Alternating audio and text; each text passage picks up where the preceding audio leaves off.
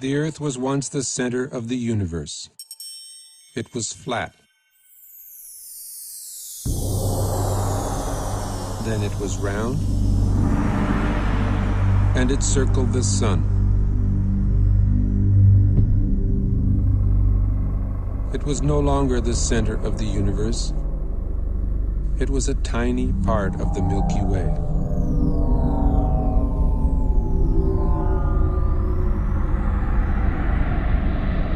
The Milky Way was the only galaxy, except it wasn't.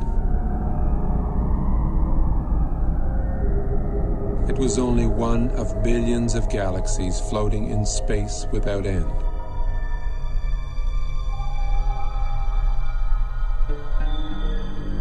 Every single time we think we've got it all figured out, we realize we've merely found another piece of the picture. It is a big picture, with many pieces.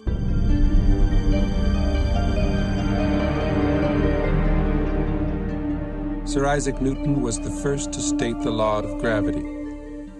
Eventually, everybody agreed that gravity alone formed galaxies and stars and planets, and that gravity alone holds the universe together.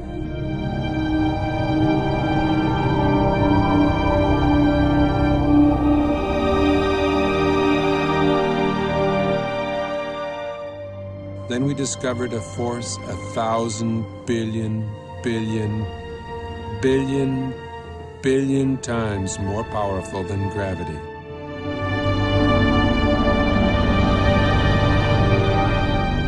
Until recently, we believed that the space between the stars and planets was empty, a vacuum. We now know it is teeming with charged particles.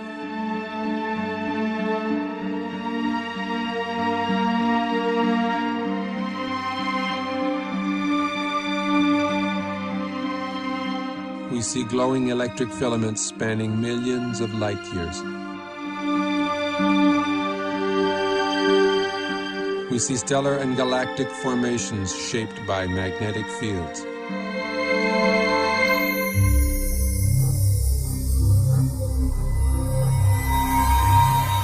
Only electric currents create magnetic fields.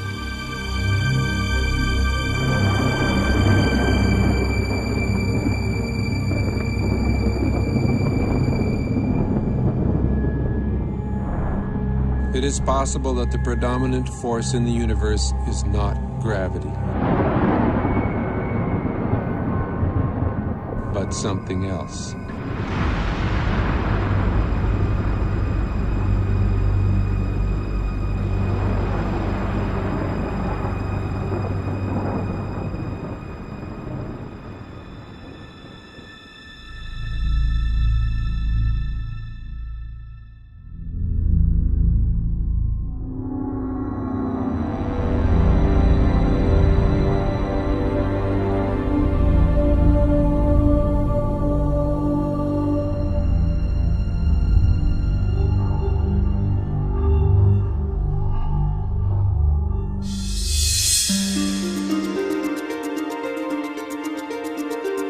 Recent discoveries in space have amazed and perplexed astronomers. Current popular theories in the sciences can neither predict nor explain the phenomena we are now observing.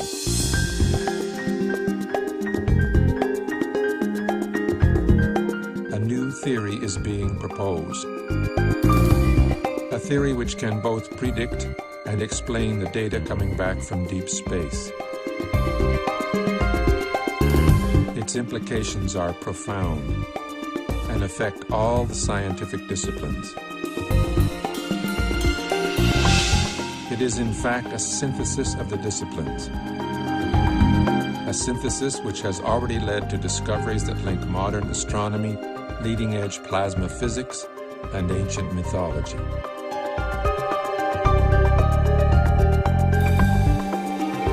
The electric model offers us a new interpretation of the workings of the universe, the history of our solar system, and even human history.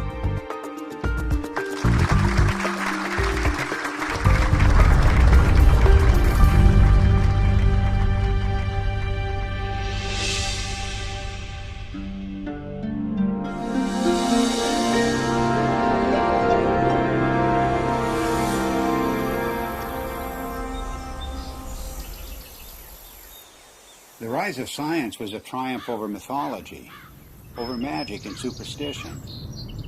That's why the word science today implies reliability. The word myth means fiction, not true.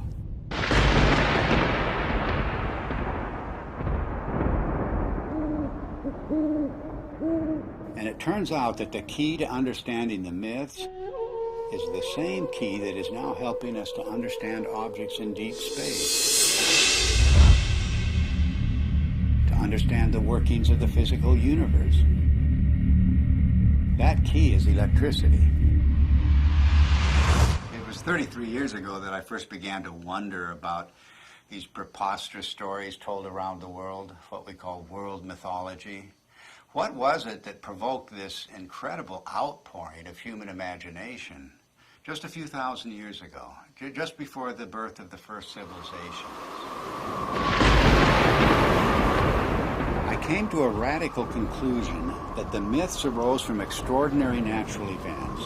Our early ancestors witnessed things in the sky that are not seen today. The events were awe-inspiring, both beautiful and terrifying. So it shouldn't surprise us that the myths are so incomprehensible. Well, of course they're incomprehensible. The celestial references are no longer present. It was in 1994 that I was invited to come to the US to attend a conference which was dealing with the possibility that the ancient sky, as witnessed by our earliest forebears, was different to the one we see today. I'd been interested in this kind of idea because it could only be explained in terms of electromagnetic influences within the solar system. So it came as a bit of a shock and a surprise to see David Talbot showing slides at one of the sessions at the conference, which I recognized immediately as being similar to those of electric discharges in the laboratory.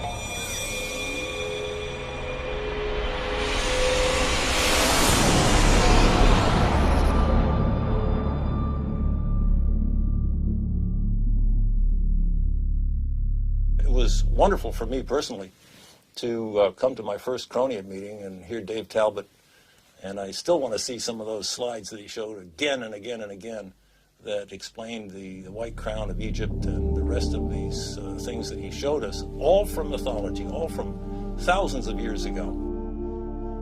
These things clearly were seen by civilizations that never talked to each other from the far corners of the earth.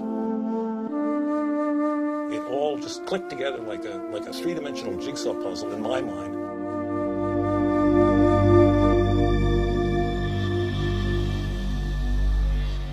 A breakthrough for me came when I realized that many different cultures spread around the world use different words, different symbols, different myths to describe precisely the same formations in the sky. The Ouroboros, or celestial serpent biting its tail, for example, occurs on every habitable continent, but it has no ties to the world we now observe. Like all of the archetypes, it is part of an alien sky.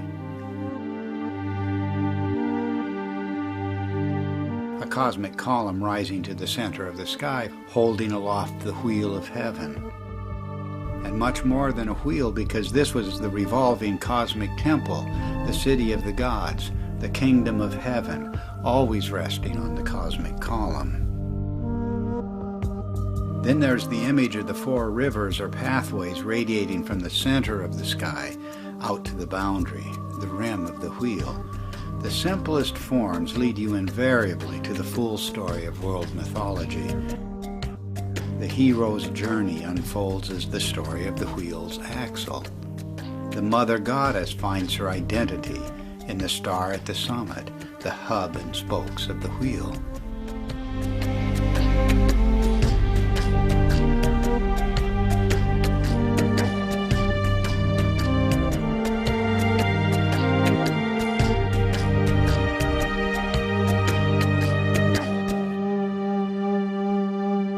To find the true meaning of the myths, we follow a forensic approach. The purpose is to expose the points of agreement between the different cultures, because here at the level of the archetypes, everything is unified. There are no isolated themes of myth at the level of the substructure. This is like a holograph. Follow one archetype and its links to other archetypes, and you will find one story told around the world.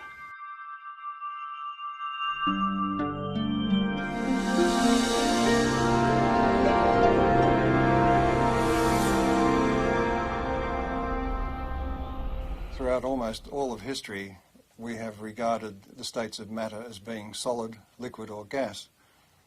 But in the last century or so, we have found that there is a form of matter where the charged particles within atoms are separated to some degree or another, and that is known as a plasma. It is the fundamental state of matter. It was not until the second half of the 20th century that we came to realize the role of plasma in the universe. And this has changed the picture of space completely. Not long ago, we thought of the physical universe as being constituted fundamentally of nothing more than atoms and empty space. But a plasma includes at least a percentage of charged particles, protons and electrons, that are not bound to any atomic structure. And plasma is an excellent conductor. Electrons will move efficiently in the direction of charge equalization, and that's an electric current, of course. Now, the reason why we see magnetic fields everywhere we look in space is because electric currents produce magnetic fields, and only electric currents produce magnetic fields. But astronomers working only with gravitational equations did not anticipate the discovery of pervasive magnetic fields in deep space.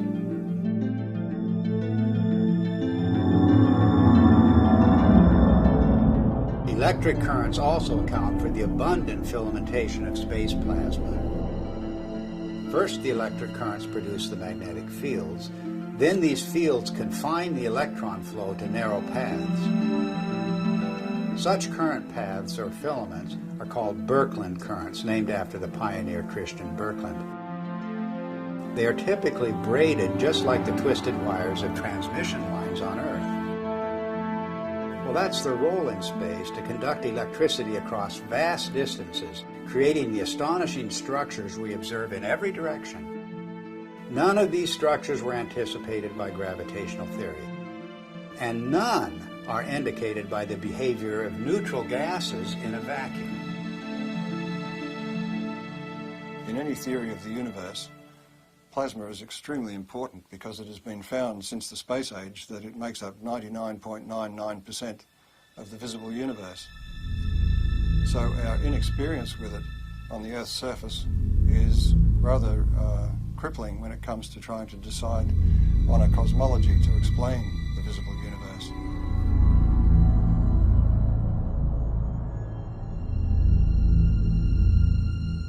Now, plasma behaves rather oddly compared to normal matter, the matter we find, the solids, liquids and gases on Earth.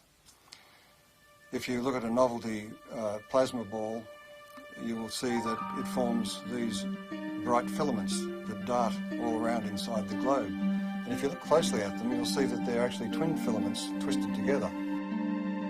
In other words, nature finds it efficient to be able to transfer energy over a distance by twisting two pairs of filaments together. And this is a characteristic of the way plasma carries electric currents in space.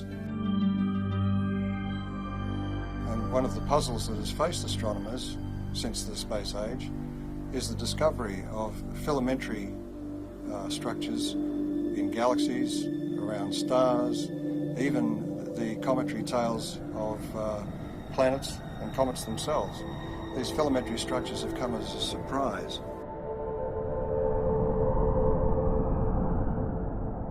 We now have plasma physicists who are doing important experiments in laboratories around the world, and one of the virtues of plasma experiments is that they can be scaled over an enormous number of magnitudes. In other words, a discharge phenomenon that may be seen in the laboratory that occupies only a few centimetres can be scaled up to the size of a galaxy, and you will see the same structures.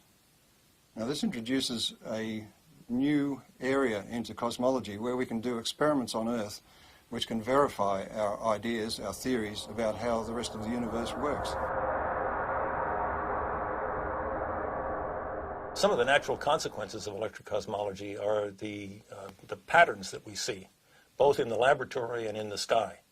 A very good example of this is the work of Dr. Anthony Peratt, who was a graduate student of the very famous Hannes Alfvén, who was really the father of electric cosmology. Peratt simulated on a supercomputer using just a cloud of electrical charges and a magnetic field, just using the laws of electrical science, not using anything to do with gravity.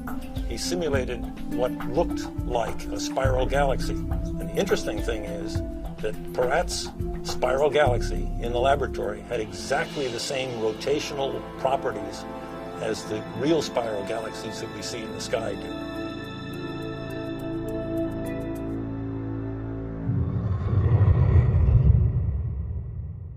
Plasma was named by Irving Langmuir because of its lifelike qualities. In other words, the similarity to blood plasma gave rise to the term plasma now used in the sciences.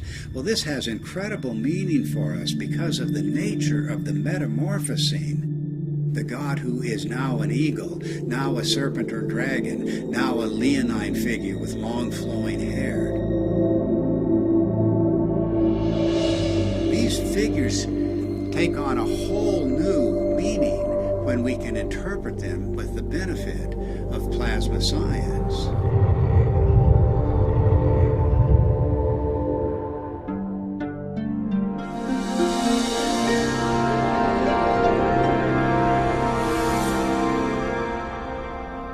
The new instrumentation that was developed in the space age expanded our ability to perceive things, perceive facts. We could now see things in the entire electromagnetic spectrum instead of just the narrow sliver of visible light. What you're seeing is the actual moment of deploy there when we take the switch to deploy, and it's so quiet. And we had sensors that were out in space. We were freed from the geocentric and anthropocentric order that had prevailed before.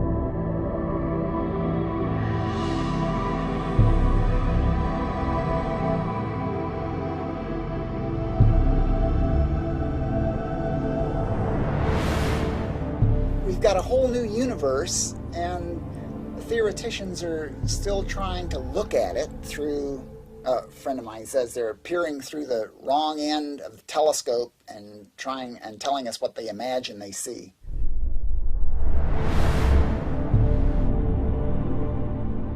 Modern cosmology gives us a rather disconnected view of the universe. In other words, we are separated star from star by vast distances. Light takes a long time to travel between stars and across galaxies, and therefore we look upon ourselves as isolated and disconnected. The electric universe takes a different view. It says that we are a part of the sun's environment, electrical environment, and the sun is a part of the galactic environment, and the galaxy itself is strung, like all galaxies, on huge electric currents flowing through the universe.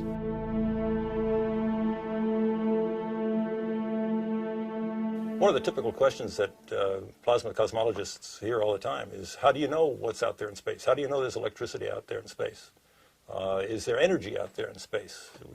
Why should we consider anything more than gravity?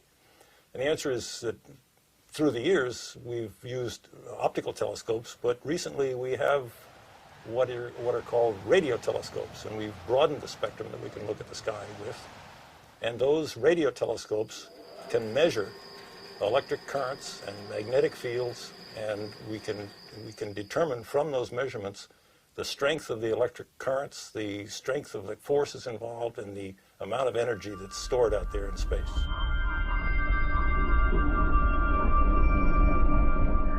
The two major pillars of modern cosmology are based on the theories of relativity and quantum theory, and yet as Einstein himself noted, the two are incompatible. And that may be because the theories of relativity deal with matter as if its only consequence is the bending of space. The electric universe, on the other hand, deals with the electrical structure of matter at the subatomic level and then works its way up through living systems, if you like, planets, stars, galaxies, and the entire universe, and shows that it is the electrical structure of matter that forms the amazing shapes we see in deep space.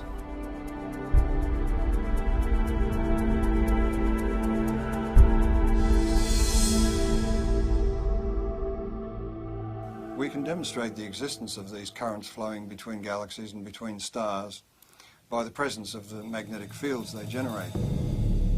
Magnetic fields are threaded through space at all dimensions, within the solar system, on the surface of the sun, between stars, and within galaxies, and even between galaxies. Now, a magnetic field can only be generated by electric currents. So in other words, to continue that magnetic field for any length of time requires that there be electrical power input into those magnetic fields. And that raises the whole question of where does this power come from?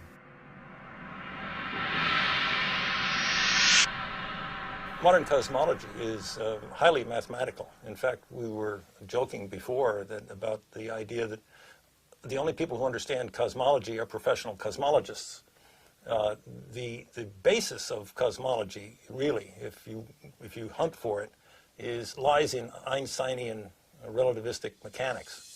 And when Einstein promulgated his ideas, he totally and completely ignored anything electrical. And so the modern cosmology, with all of its ideas of omega and expanding universe and inflation theory and the Big Bang and all the rest of it, are predicated on a foundation which ignores almost half of man's knowledge about the way the universe works, which is electricity. It may sound like I'm dismissing Einstein and his theories of relativity out of hand, but we have to give Einstein credit for his integrity in pointing out that his theory did not meet his requirements, and that is that his theory had to be tied back to some form of reality. And there is no explanation as to why matter should curve space to give the effect of gravity. He felt that quantum theory, being a probabilistic theory, divorced cause and effect. And this is one of the things you cannot do in physics, is divorce cause and effect. Otherwise, you might as well give up and get a real job.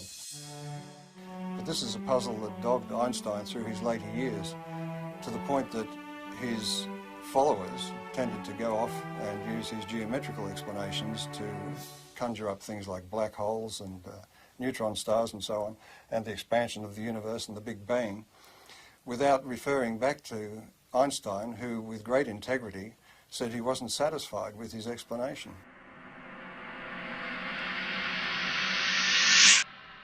One of the problems faced by astronomers after the space age began was to explain the discovery of very concentrated outbursts of energy in deep space. And that meant for them, since gravity is the only driving force available to them, that they required an infinite concentration of mass, because gravity is an infinitely weak force.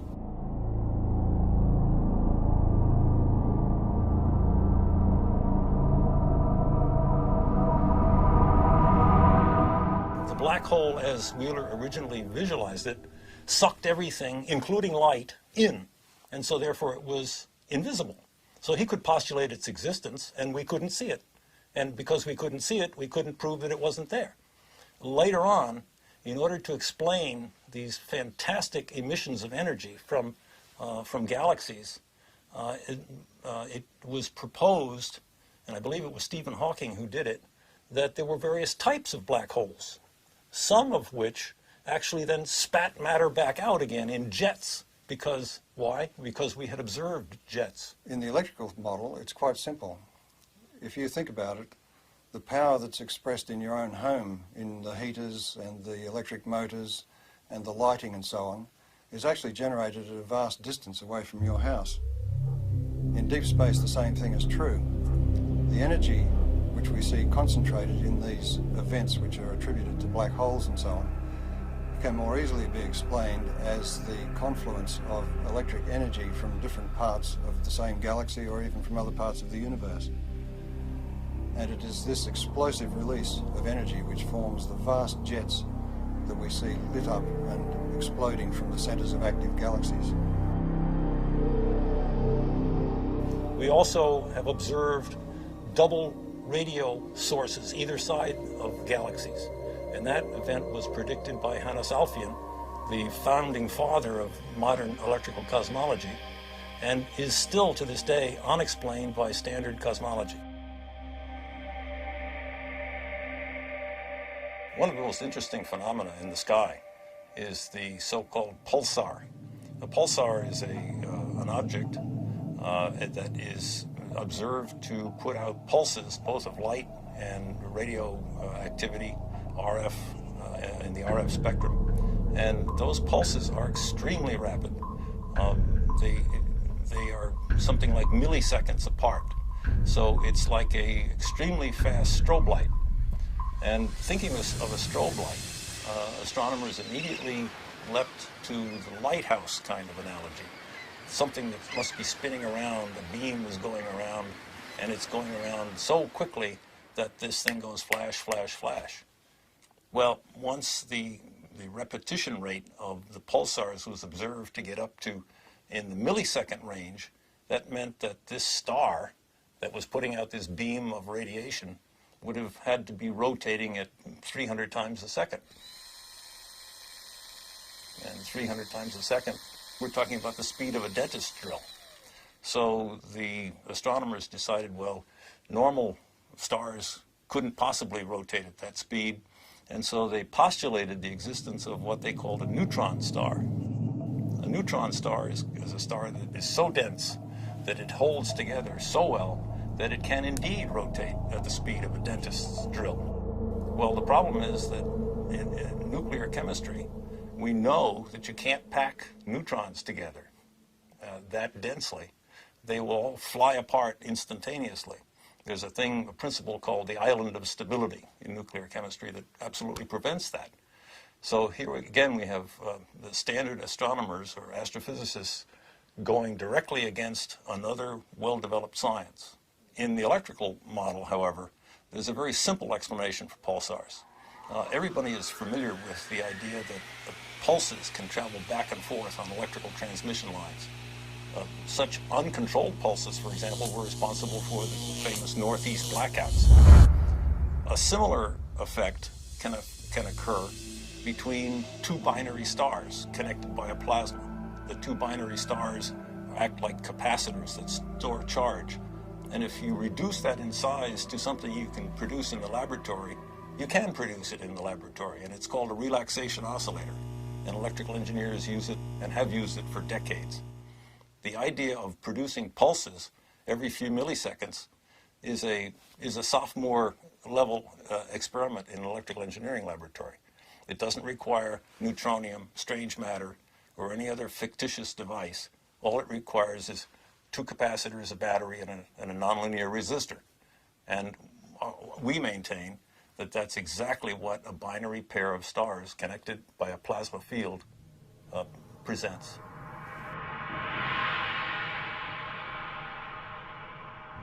A typical ion in the solar wind, hydrogen nucleus, moving about 20 kilometers per second, which is relatively slow for the ions in the solar wind, in the magnetic field of the sun, experiences potentially magnetic forces that are something like 10 million times the strength of the gravitational force on that same ion from the sun.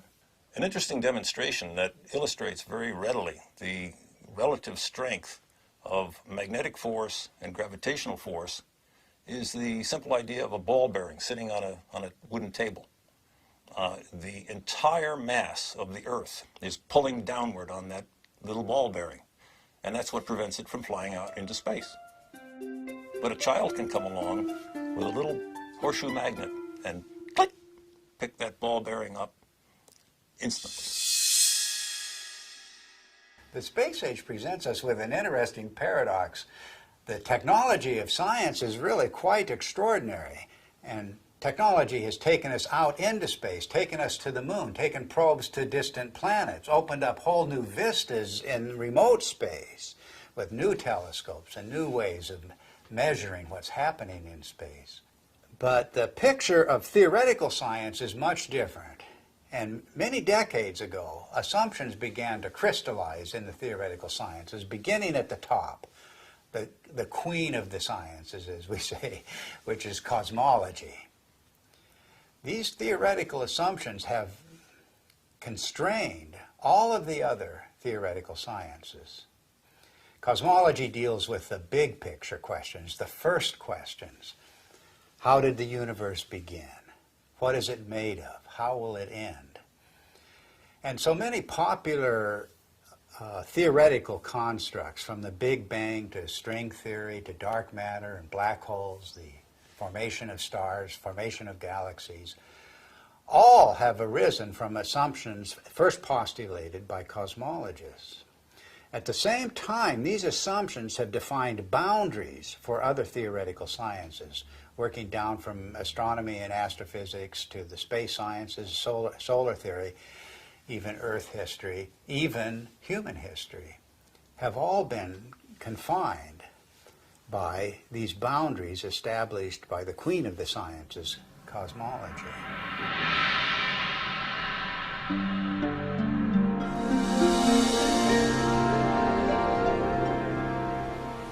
The sun just dominates our sky as the source of light and warmth and life itself on Earth. And this preeminence of the sun is so clear and obvious that it remains a mystery why virtually every ancient culture insisted that before the present sun, there was a quite different luminary ruling the sky. The central sun, the superior sun, the best sun, the motionless sun. And all of these cultures, whatever may be the meaning of these traditions, are insisting that the sky has changed. Of course, our ideas about the sun have continually changed. Only a few centuries ago, the sun was a campfire or ember in the sky. Then early in the 20th century, under the influence of gravitational theory, the sun was seen as a gravitationally collapsing nebular cloud.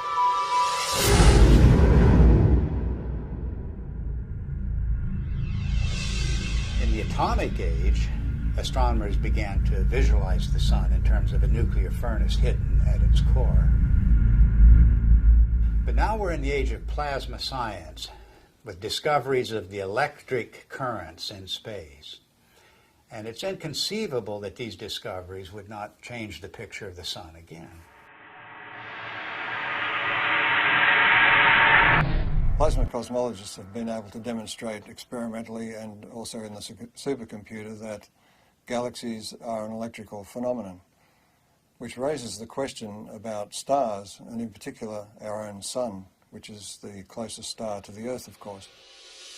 Any theory of the sun has to explain how it could continue to burn for billions of years, and also explain its present size based on its known mass. And of course, as soon as nuclear energy was discovered, it was grasped immediately as the energy source of the sun. But all of that assumes that the sun is disconnected and an isolated body, and that it must consume itself over its lifetime to provide the heat and light that we receive from it. But if the sun is connected to the rest of the galaxy in an electrical sense, it doesn't require to burn itself at all.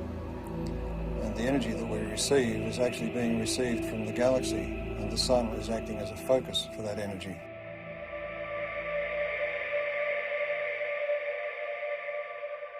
The sun is actually a fairly typical star. And so if we want to understand stars and cosmology, we really have to understand the sun. And the standard model of the sun, so-called, that astronomers are so very proud of these days, really doesn't explain very much about the sun. Why is there a corona in the first place? Everybody knows about the corona, the beautiful corona that we see during solar eclipses. Why is it there? It's clearly an electrical phenomenon.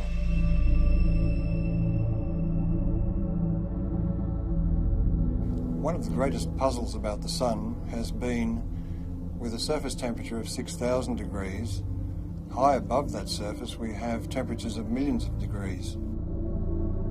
And the question has been, how do we get the energy from the centre of the sun somehow past that surface to heat the upper atmosphere of the sun to millions of degrees? In the electric model, you don't have that problem, because if the energy is arriving from outside the sun,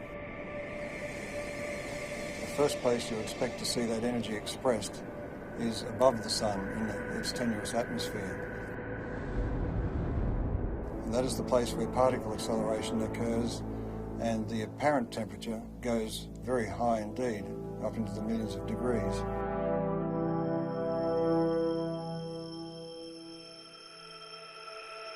The fact that the particles in the solar wind accelerate, that is to say, increase their velocity with increasing distance away from the sun, the farther away they get, the faster they go. And the fact that those particles are indeed charged particles leads me, as an electrical engineer, to come to the immediate conclusion that this is an electrical process. In the solar model, think of the sun as being a positive anode, very high voltage body that obviously would emanate an electric field.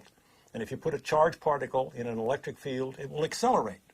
That's the way we accelerate particles here on Earth. It's the way every physicist and electrodynamicist has ever increased the velocity of a charged particle, is put it in an electric field. One of the features we observe on the sun, which have no business being there, according to the standard model, are sunspots. The most significant thing about a sunspot is the fact that the centre of the sunspot is dark. And if the sun is trying to radiate energy from its core into space, we should expect that it is bright. And if you think about that umbra, that darkest place in the center of sunspots, that's the place where we can see deepest into the sun. And just consider the fact that at that point where we can really see down into the sun, that's the absolute coldest place that we are able to measure. If the center of the sun is really a nuclear fusion furnace, it should be the hottest because we're closest to the source, and it's not the case. If you ask any astronomer, why are there sunspots? Why are the umbra dark? They will blame it on some sort of warped, twisted magnetic fields. They will say that it has to do with the solar dynamo, all of which lurk unseen like a big genie somewhere below the surface. These phenomena are only to be expected if the sun is electrical in nature. Astrophysicists make the claim that the solar fusion model has indeed been tested in the laboratory, and nothing really is further from the truth. Although each of the steps involved in the hydrogen to helium fusion reaction have indeed been verified experimentally, the overall experiment, the overall reaction, has never been produced in a continuous laboratory experiment. Continuous hydrogen to helium fusion has not been attained in the lab. The strength, in fact, of the electric cosmology is that indeed all of the mechanisms that the electrical people talk about have indeed been verified over decades, in fact, at least a century, in the laboratory. The plasma scaling is well known, and plasma and electrical experiments have verified every step of the way.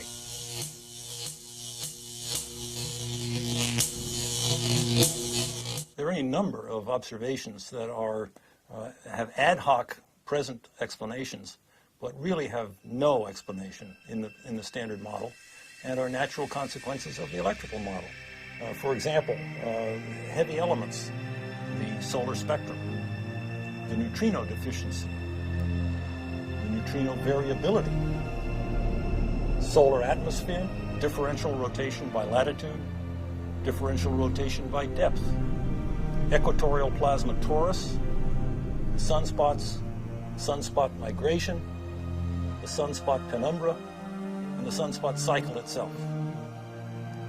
Magnetic field strength, the even magnetic field, helioseismology, the solar density, and the changing size.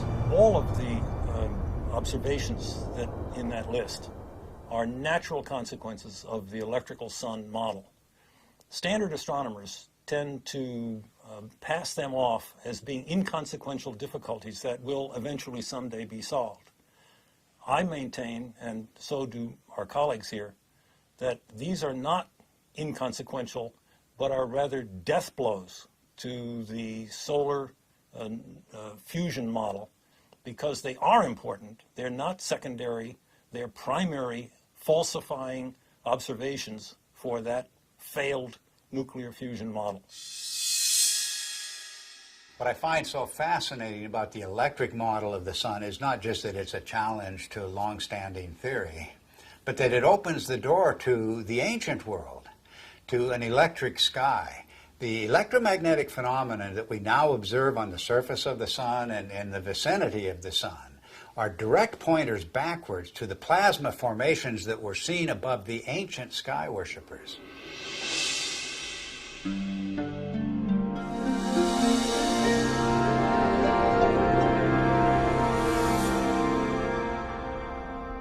Electrical currents in space can either be invisible or they can be visible. If they're very diffuse, in other words, there's very little energy per cubic meter, they will be invisible. But where that energy becomes concentrated, it will begin to glow. And we see this kind of thing in the ion tails of comets, for instance. Where the energy becomes very concentrated, we begin to see arcs and sparks, if you like. Electrical discharge phenomena.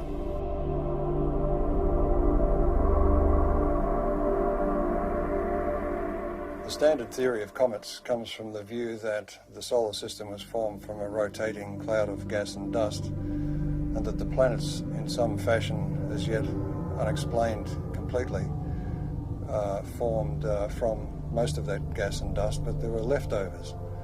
And the leftovers are beyond sight, outside the solar system, in a hypothetical Oort cloud, as it's called. We have no observational evidence for such a cloud.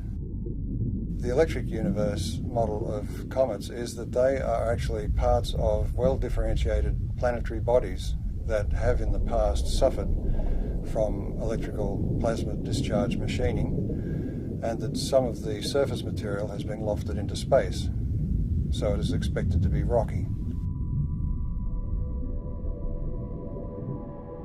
The second thing is that because comets trace an elongated orbit, both away from the sun and towards the sun, in that trajectory, its charge changes, its voltage changes. Since it spends most of its time in the outer solar system, the voltage that it has reflects the voltage in the outer solar system.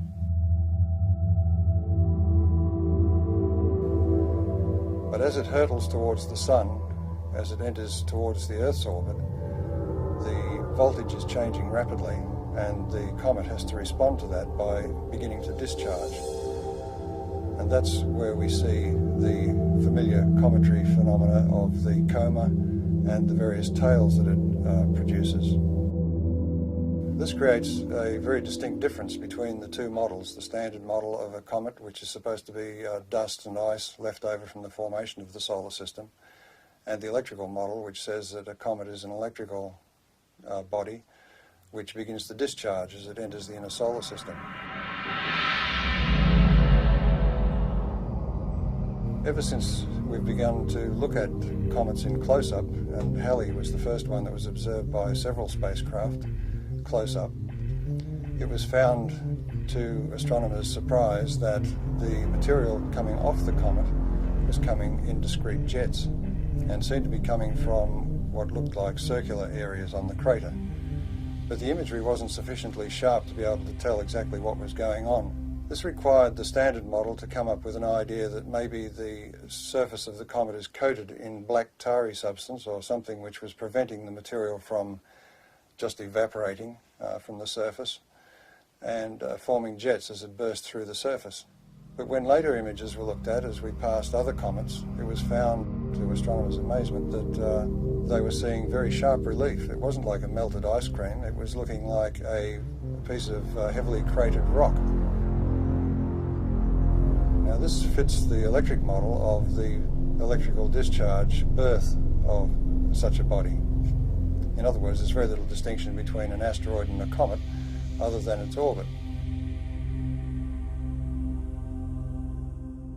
It was in this context that I looked at Comet Tempel 1, which was chosen as the target for an impact.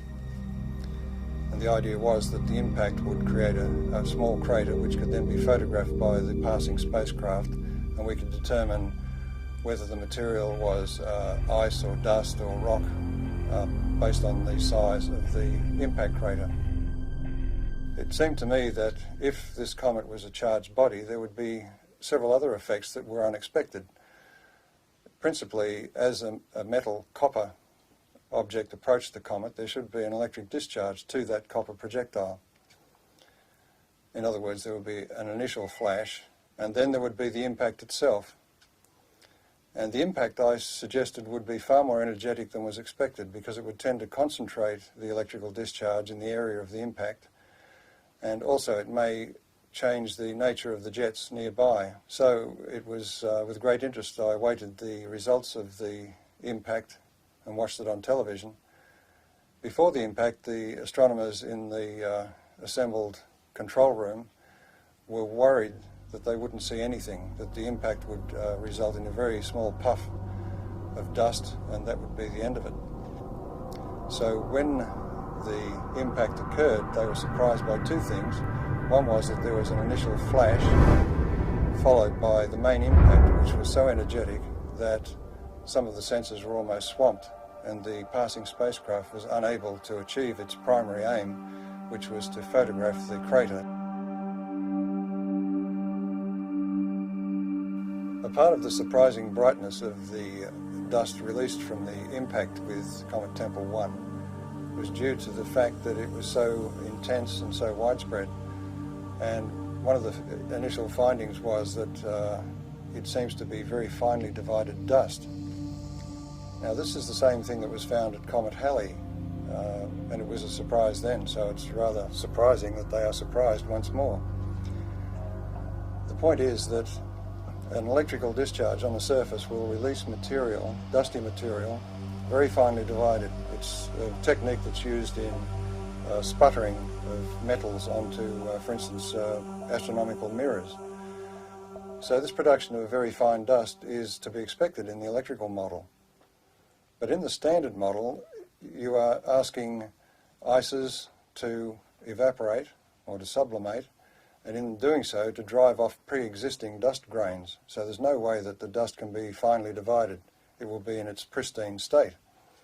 So the production of this great cloud of very fine dust is rather inexplicable in the standard model. The electrical model of comets was driven for several people by Velikovsky's challenge that the solar system had electromagnetic forces to be taken into account. And one of the early pioneers in addressing this issue of are comets an electrical phenomenon was Ralph Jurgens. When he proposed the electrical model of the Sun, it implied that all bodies in the solar system must have, to some degree, a cometary appearance or a cometary effect associated with them.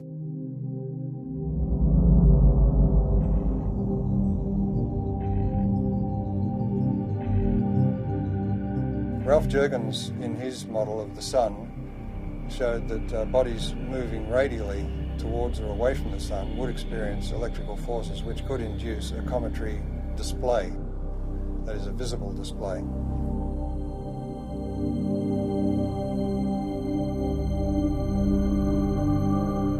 Also working in later years with Ralph Jurgens was Dr. Earl Milton, and he made some predictions and statements about the impact of Comet Shoemaker-Levy 9 fragments with Jupiter.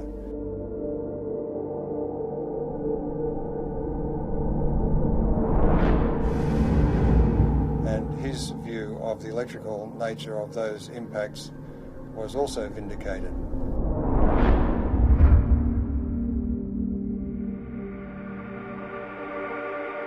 In the electrical model of the solar system, any body moving away from or towards the sun at any great rate, for example like a comet, will experience electrical effects which result in a cometary appearance, and that could apply to a planet. Now, Velikovsky, in his research, found that Venus was described as a stupendous comet at some point in ancient times. So it was very gratifying for him to be able to announce at the conference in 1974 that astronomers had discovered what they called a cometary tail of Venus. Some years later, it was announced that it was discovered that stringy things were coming from Venus. And of course, this was confirmation to the electrical model because plasma currents flow in strings. This discovery of a cometary aspect of Venus raises the issue of the intense heat we find on Venus. That intense heat is not well explained at all by any idea that the planet is somehow a twin of the Earth's. It raises the distinct possibility that Venus has had a far more dynamic history than we've been taught.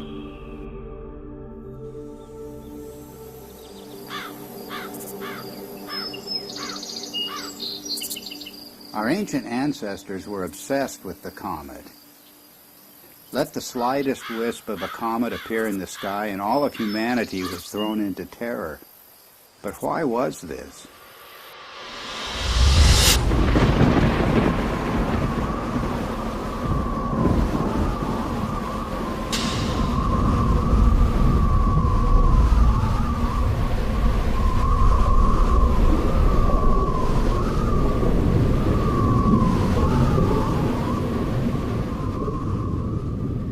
Cosmic catastrophe that inspired the ancient words and phrases for the comet. The comet was the torch of the sky, the sword hanging over the world, the spiraling serpent or dragon, the spiraling sidelock or ribbon. The angry or lamenting goddess soaring across the sky, her hair disordered and blowing in the wind. Anyone exploring the roots of the ancient comet fears is going to run into the work of Immanuel Velikovsky, the controversial theorist who suggested that, well, there's a reason for the fears of comets around the world. We experienced this horrific cometary catastrophe. The world was devastated by a comet just a few thousand years ago. And Velikovsky went further. He said that not that long ago, planets appeared in the sky with comet-like attributes. In particular, he named the planet Venus as the great comet of antiquity. Both Walt Thornhill and I disagreed with many components of Velikovsky's reconstruction, but we also felt that Velikovsky had nailed certain principles that can help us to understand the early cultures. In particular, Velikovsky was correct in naming the planet Venus as the Great Comet.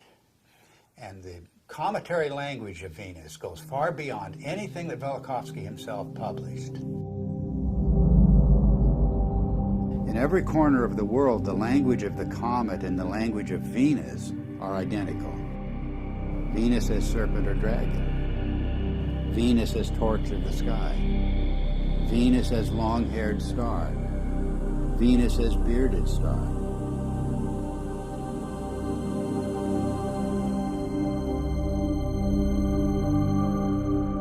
The Sumerian goddess Inanna was identified as Venus. She was the Lady of Life. But in her terrible aspect, she became a dragon-like flame in the sky.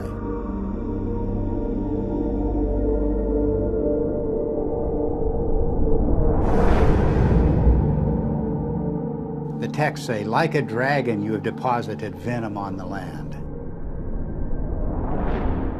raining the fanned fire down upon the nation. Inanna became a roaring storm. She devastated the land. Mankind comes before you in fear and trembling at your tempestuous radiance, the texts say. Inanna's Babylonian counterpart Ishtar was also identified as Venus. She was the shining torch of heaven and earth. Furious and irresistible onslaught. I rain down like flames, the goddess announces. The Egyptian goddess Sekhmet has the same attributes. She takes the form of the fiery Uraeus serpent. She becomes a flame of fire in her tempest, a star scattering its flame in fire. Sekhmet herself says, "The fear of me is in their hearts, and the awe of me is in their hearts. No one at all can approach her," the coffin texts say. The streams behind her are flames of fire. The astonishing fact is that goddesses everywhere exhibit this terrifying and cometary aspect. The Canaanite Inat, the Hindu Kali and Durga, the Greek Aphrodite, Athena, Medusa, and countless others. And of course, you can add numerous counterparts in the New World, from the Incan goddess Chasca to the Aztec goddess Xochiquetzal to the legendary Nokomis of North American Indian tribes. The serpent or dragon is an unexplained mythical archetype. There's nothing like it anywhere in the biological world. And yet the same recurring features will be found in cultures the world over. The dragon's disheveled hair and shaggy beard. Its knotted aspect, and its worldwide appearance as entwined twins.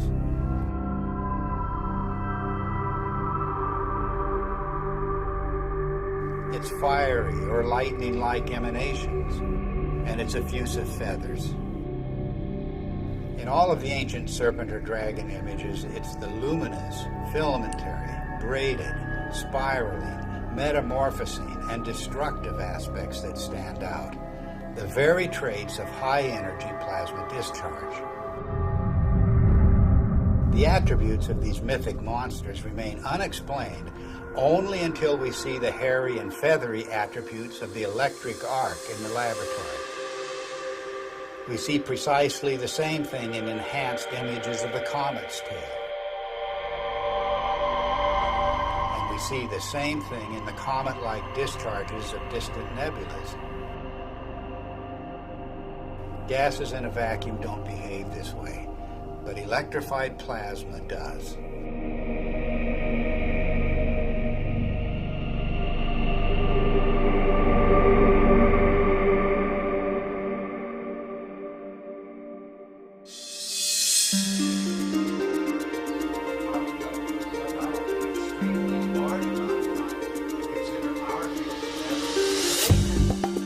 The recent discoveries about the comet have astonished astronomers.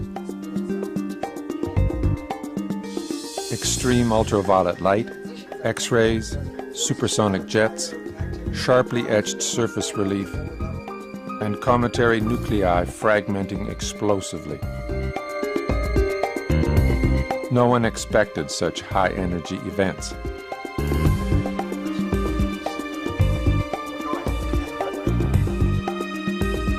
The electric model proposes that the comet is a charged object moving through an electric field. This would explain these phenomena. But what is creating the electric field? Suddenly, everything changes. And we are talking about an electric sun, electric stars, an electric cosmology, and a whole new way of looking at how the universe works.